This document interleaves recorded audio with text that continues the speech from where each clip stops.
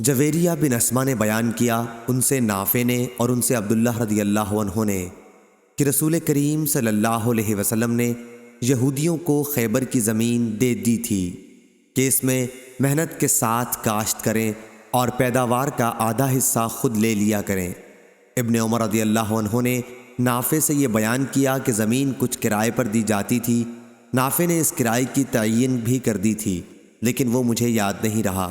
صحیح بخاری حدیث نمبر 2285۔ اور رافع بن خدیج رضی اللہ عنہ نے بیان کیا کہ نبی کریم صلی اللہ علیہ وسلم نے زمینوں کو کرائے پر دینے سے منع فرمایا تھا۔ اور عبید اللہ نے نافع سے بیان کیا اور ان سے ابن عمر رضی اللہ عنہ نے کہ خیبر کے یہودیوں کے ساتھ وہاں کی زمین کا معاملہ برابر چلتا رہا، یہاں تک کہ حضرت عمر رضی اللہ عنہ نے انہیں جلا وطن کر دیا۔ صحیح بخاری حدیث نمبر 2286۔ نافع نے بیان کیا کہ ابن عمر رضی اللہ عنہ اپنے کھیتوں کو نبی کریم صلی اللہ علیہ وسلم، ابو بکر، عمر، عثمان رضی اللہ عنہم کے عہد میں اور معاویہ رضی اللہ عنہ کے ابتدائی عہد خلافت میں کرائے پر دیتے تھے۔ صحیح بخاری حدیث نمبر 2343۔ پھر رافع بن خدیج رضی اللہ عنہ کے واسطے سے بیان کیا گیا کہ نبی کریم صلی اللہ علیہ وسلم نے کھیتوں کو کرائے پر دینے سے منع کیا تھا۔ یہ سن کر ابن عمر رضی اللہ عنہ رافع بن خدیج رضی اللہ عنہ کے پاس گئے، میں بھی ان کے ساتھ تھا۔ ابن عمر رضی اللہ عنہ نے ان سے پوچھا تو انہوں نے فرمایا کہ نبی کریم صلی اللہ علیہ وسلم نے کھیتوں کو کرائے پر دینے سے منع فرمایا۔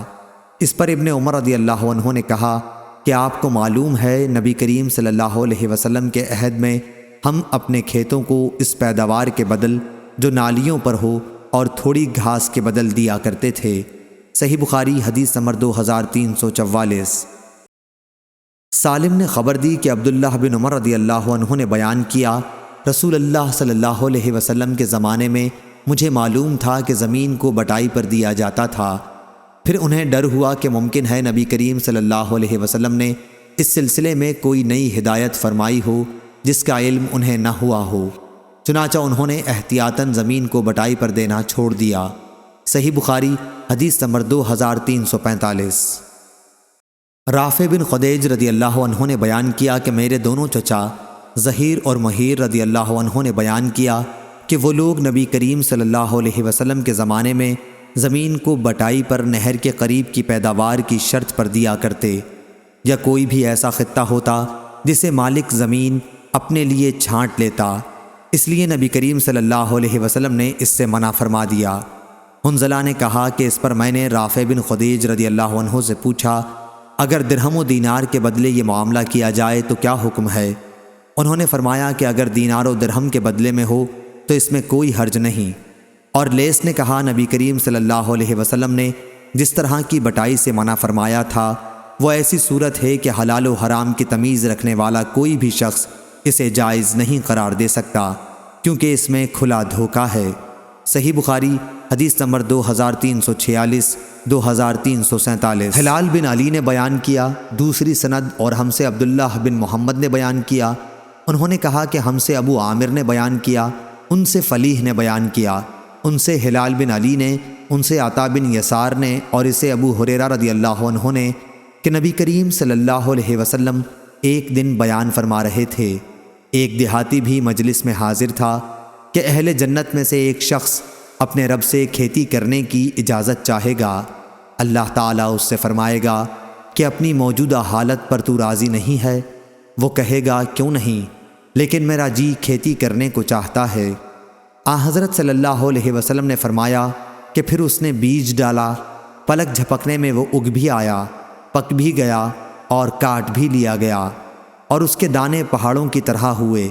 اب اللہ تعالیٰ فرماتا ہے، اے ابن آدم اسے رکھ لے، تجھے کوئی چیز آسودہ نہیں کر سکتی۔ یہ سن کر دیہاتی نے کہا، قسم خدا کی وہ تو کوئی قریشی یا انصاری ہی ہوگا، کیونکہ یہی لوگ کھیتی کرنے والے ہیں، ہم تو کھیتی ہی نہیں کرتے۔ اس بات پر رسول کریم صلی اللہ علیہ وسلم کو ہنسی آ گئی۔ صحیح بخاری حدیث نمبر 2348۔ یعقوب بن عبد الرحمن نے بیان کیا، ان سے ابو حازم سلمہ بن دینار نے، ان سے سہل بن سعد رضی اللہ عنہ نے کہ جمعے کے دن ہمیں بہت خوشی اس بات کی ہوتی تھی کہ ہماری ایک بوڑھی عورت تھیں جو اس چقندر کو اکھاڑ لاتی جسے ہم اپنے باغ کی مینڈوں پر بو دیا کرتے تھے۔ وہ ان کو اپنی ہانڈی میں پکاتی اور اس میں تھوڑے سے جو بھی ڈال دیتی۔ ابو حازم نے کہا میں نہیں جانتا ہوں کہ سہل نے یوں کہا، نہ اس میں چربی ہوتی نہ چکنائی۔ پھر جب ہم جمعے کی نماز پڑھ لیتے تو ان کی خدمت میں حاضر ہوتے، وہ اپنا پکوان ہمارے سامنے کر دیتی اور اس لیے ہمیں جمعے کے دن کی خوشی ہوتی تھی۔ ہم دوپہر کا کھانا اور قیلولہ جمعے کے بعد کیا کرتے تھے۔